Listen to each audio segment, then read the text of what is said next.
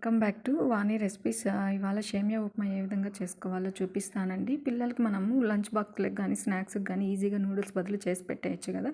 ఇప్పుడు చూడండి, ప్యాన్ పెట్టుకొని హీట్ ఎక్కిన తర్వాత 1.5 గ్లాస్ని నేను యాడ్ చేస్తున్నాను సేమియాని. మీకు ఎంత కావాలో అంత యాడ్ చేసుకోండి. ఇప్పుడు ఇది కొంచెం బాగా ఫ్రై అవ్వాలండి, రోస్ట్గా, లేదంటే బంకగా ఉంటుంది. అందుకోసమే మనము దీన్ని మీడియంలో పెట్టుకుంటేనే లోపల కూడా బాగా ఫ్రై అవుతుంది. సో ఇప్పుడు బాగా ఫ్రై అయిన తర్వాత మనము పక్కకి ఒక ప్లేట్లోకి తీసేసుకోవాలి, కొంచెం చల్లగా అయ్యేంత వరకు.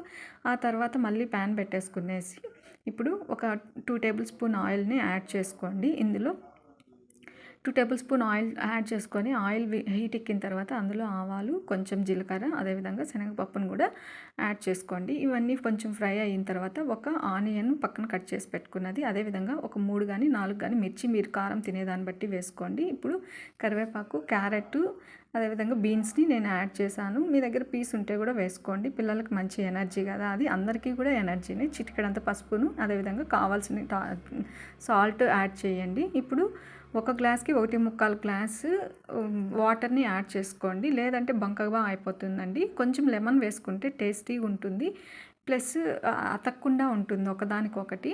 ఇప్పుడు పక్కన మనము ఫ్రై చేసి పెట్టుకున్న సేమియాను కూడా ఇందులో వేసేసుకొని కొంచెం బాగా మూత పెట్టేసి కాసేపు ఇలా మొత్తం అంతటికి పట్టే విధంగా మిక్స్ చేసుకునేసి కాసేపు తర్వాత మనము దీన్ని ఒక హై ఫ్లేమ్లోనే పెట్టుకోండి. ఫస్ట్ ఒక 5 మినిట్స్ హై ఫ్లేమ్లో పెట్టుకున్నారంటే దగ్గరికి వచ్చేస్తుంది.